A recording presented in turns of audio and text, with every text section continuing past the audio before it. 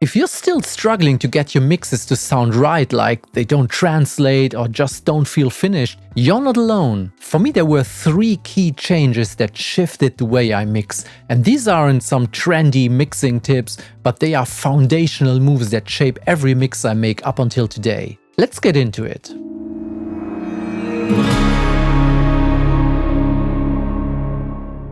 The first and probably most important part getting right was my monitoring situation.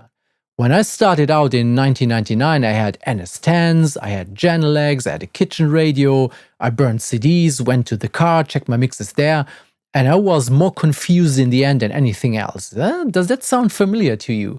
So, what helped me a lot was getting one pair of speakers that I spent a lot of time working on, a lot of time listening to other productions, and that I get to know so well that I can trust them 100%. So I sit down here, listen at the same volume all the time. That is also very important.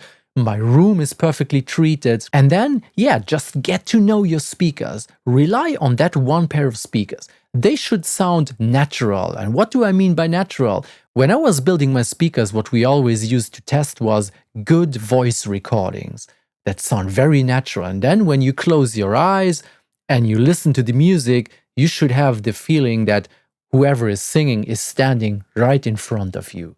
If that sounds natural, that is a good indicator that your speakers are sounding natural overall.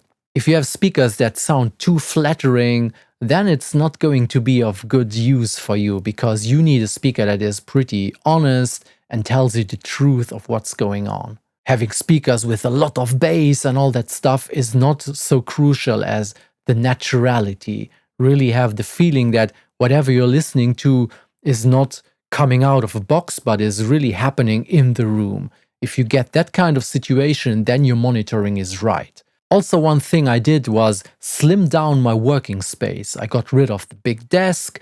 I wanted as little reflections from a desk as possible to have really the pure sound from my speakers to my ears without obstacles or without a lot of reflections that can cause a lot of comb filtering and just coloring your speaker sound in a very bad way. So if you can, try to get rid of a big reflective desk and try to work on something more minimal and have a really clean sound coming from your speakers to your ears. So basically, I would really recommend using one good pair of speakers and try to get them to know as well as possible and get some confidence using them. That is really, really important so that you can mix using your gut feeling and your intuition rather than second guessing all the time.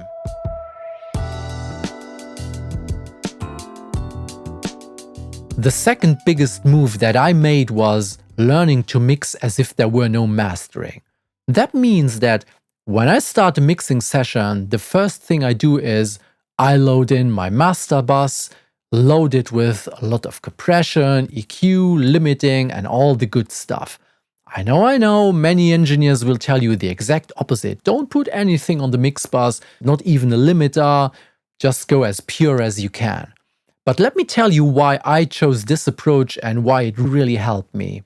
The first big bonus is that when you're mixing into a complete chain that is already polishing your signal, is that you need less processing on individual tracks. And that's a big thing, because you start your mix and everything already sounds a little bit more record ready. The second big thing is that when you're mixing into this mix bus chain, that you can react to what is happening. So it won't happen anymore that you mix your song, the drums are punchy, everything sits nicely, and then you start trying to get some loudness and put on a limiter and put on a compressor, then your snare is disappearing, your drums lose punch, the levels just jump around and you get a pumpy mix. That's not going to happen if you mix into this mix bus right away. Another big bonus working into a mastering chain is that I get some volume and compactness and loudness right from the start. So while I'm listening at always the same monitoring level, I naturally get a feeling for, is my mix loud? Is my mix present? Is my mix compact enough? If you are always working into the same chain and working with the same volume, you really get a feeling for when your mix is ready or when not. Another plus is that when your mix is done, it is loud and proud, and when you send it out to your clients or to your band members or whoever you're mixing for, they get a mix that is competitively loud because they are going to compare it to other productions and see where your production is sitting. So my mixes are loud without having really been mastered. And if you decide to let somebody master your mixes later, or if you're going to master them yourself, you won't have those bad surprises like, oh, your snare is gone because you started applying limiting at a much later stage, or your drums lose their punch, or the mix start bouncing around, or just the levels go wonky.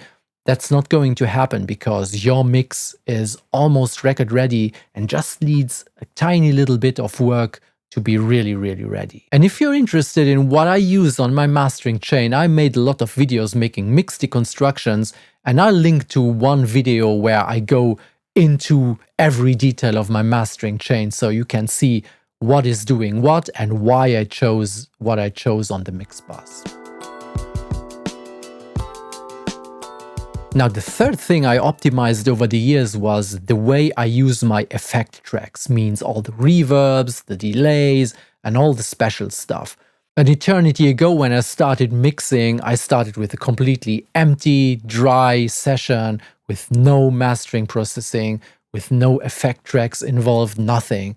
And then every time I needed to add a reverb or a delay, I had to put a send, I had to put a return, I had to go into the plugin list and choose something, and that's just slowing you down. So over the years, what I did is I made some template sessions with a bazillion of effect tracks, like a dozen, 15 different tracks, ranging from long reverbs, short reverbs, like eighth delay, quarter delay, dotted eighth delay, some special reverbs, some widening stuff, whatever, you name it. A little bit as if you were cooking a meal in the kitchen and you have all your spices ready. That's the image I have in head when I think about all these effect tracks. It's like when you're cooking and you need some pepper, you don't go to the shop and buy some pepper and come back and then you already forgot what you were doing. No, you just grab it and put it in. And if you think about effect tracks the same way, they are already available and you can mix more intuitively because everything is already ready. No need to go through long plugin lists. You just have everything at your hand. So the one thing is having set up everything so that it's ready to go. The other thing is the way I use the reverb that helped me a lot during mixing. Instead of using a lot of one reverb, at some point I chose to use a little bit of a lot of different reverbs and delays and other effects. Why do I do this? Well, because you can build rich, dense atmospheres that don't jump at you and scream, hey, I'm a fake reverb. It's just blending in more nicely. A little bit, again, the same analogy as with cooking. If you only use salt, for example, and you put in a lot of salt, then your dish tastes salty. But if you blend in, let's say, 5, 6, 7 different spices in a tasteful way, then you get a really tasty dish that doesn't taste just like one thing. It's just a richer experience. And the same goes for effects. If I blend, let's say, eighth delays, dotted eighth, quarter delays, some short room, some long room, some widening stuff, and some special things all together in tiny doses, I can really build a very nice atmosphere around, let's say, a vocal that blends in nicely with the music that's working so well. I would really encourage you to try this out. So these were the 3 main things that changed my mixing game. Getting the monitoring right so that I can mix confidently and take good decisions. Working into a solid mix bus that is polishing my sound right away and giving me kind of instant result. And the way I use the effects, having everything ready to go and use a lot of different flavors to get a really dense and rich atmosphere. These weren't quick fixes and didn't happen overnight. It took me years and years to get into this way of working. And hopefully I can share this experience now with you and encourage you to try out these things and see if your mixes get better right away. I would love to know, do you have any methods that you applied that really changed your mixing? Let me know in the comments if you want. If you want to see these techniques applied in a real mix, I would suggest you watch the video Mixing an Acoustic Song. I'll link to it in the description below. Now, thanks for watching and hope to see you in another video. Bye bye, take care.